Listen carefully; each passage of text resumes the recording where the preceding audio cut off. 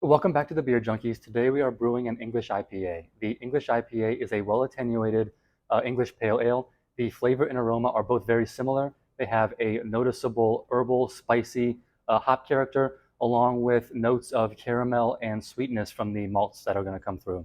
If you stick with us, we're going to walk you through the ingredients we use, the malts, the hops, the water profile, and the yeast. We're also going to walk you through our process, the mashing, mash out, sparge, boil, whirlpool, knockout, fermentation profile, at the very end, the taste test. So let's get started. The water profile for the English IPA is 50 parts per million of calcium, 15 parts per million of sodium, 110 parts per million of sulfate, and 50 parts per million of chloride.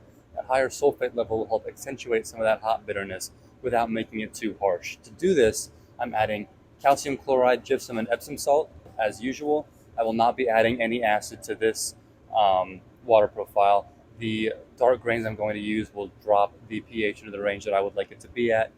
Right now, the hot liquor tank is filling up to the right volume and temperature. So while that is getting ready, let's go over the grains we're going to be using. All right, we have our grains over here ready to go with the rice hulls on top and that crushed grist below. They're cracked just enough to let the water access the starches, but not enough to make it too fine and collapse our grain bed. For malt selection, I would recommend using exclusively English malt if you can. We use around 85% of Maris Otter for the base. That will build up the malty bready base that we're really looking for.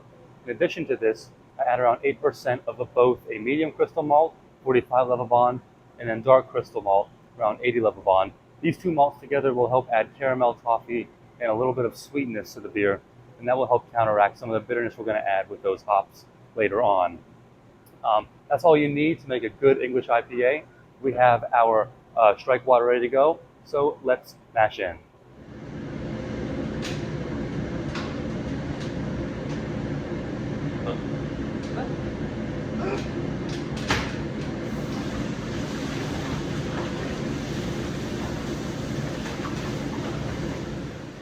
We just finished mashing in, so now we are doing our recirculation, pulling the wort from the bottom of the mash tun, pushing it through our wort pump, going into the lower herms, coming out of the upper herms. This will help us maintain that temperature. It is continuously recirculating to set up that grain bed filter that will help us during the sparge. We mash our English IPA at 152 degrees Fahrenheit for 60 minutes. The 152 degree mash temperature will give us a good mix of alpha and beta amylase to provide plenty of fermentable sugars to give us that nice attenuation that we're looking for. After 60 minutes are up, we will mash out, so I will be back when it's time to raise that temperature. We just finished mashing, so now we are starting to mash out. The same setup, we are pulling the wort from the bottom of the mash tun, pushing it through our wort pump into the lower herms, coming out of the upper herms.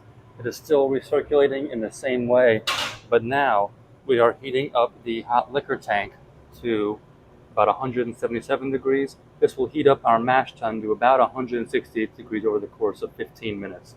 Once we get to 168 degrees, we will begin to sparge.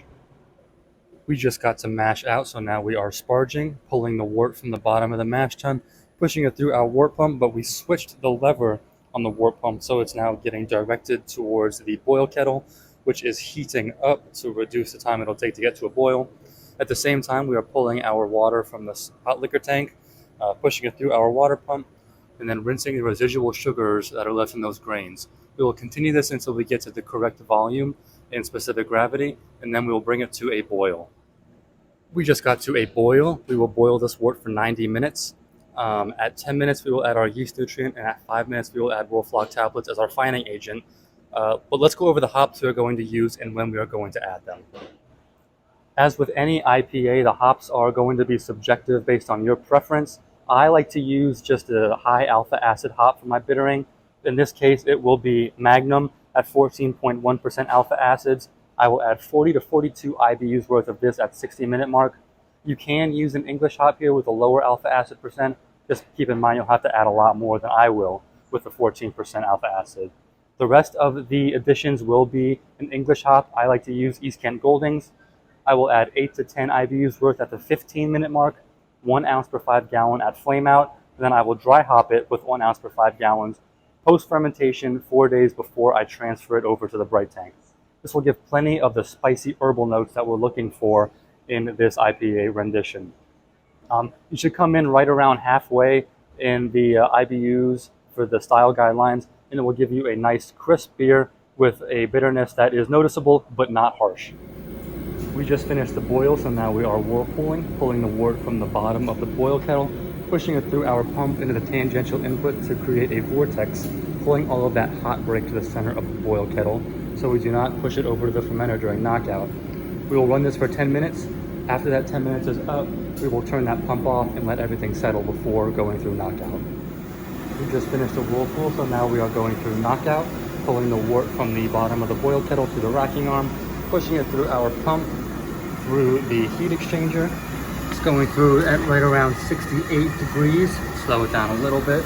Got the oxygen going in right there, all the way down to the fermenter as we fill up and push out the excess air. For the English IPA, we use the English ale yeast from White Labs. It will leave a little bit of residual sweetness, and it will provide a nice malty character to help balance out that bitterness that we're going to be adding from all of those English hops. We will ferment our English IPA at 67 degrees for about a week until it gets about 6 specific gravity points within its terminal gravity. Then we will raise that temperature up to 72 degrees for the diacetyl rest. After 3 days there, we will drop it to 33 degrees for the cold crash, wait 24 hours at a minimum, transfer to the bright tank, and then carbonate it to 2.5 volumes. After that, we will let it sit in the bright tank for 3 days, keg it, and then enjoy. All right, this is what we made. It has a little bit of amber color from those crystal additions, and it's got a nice, long-lasting, slightly off-white head. For the smell, that hop aroma really comes through. I get a lot of that spicy notes from the East Kent Goldings, a little bit of herbal notes. And at the very end, I get a touch of that caramel.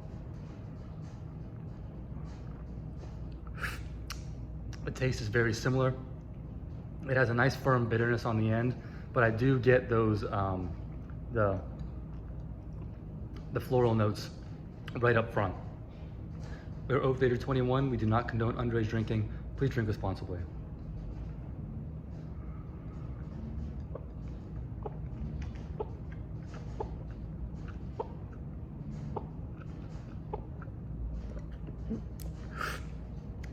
Cheers. If you would like to see more brewing content like this, make sure you click that subscribe button right below, and please let me know what you'd like to see next in the comments. Cheers.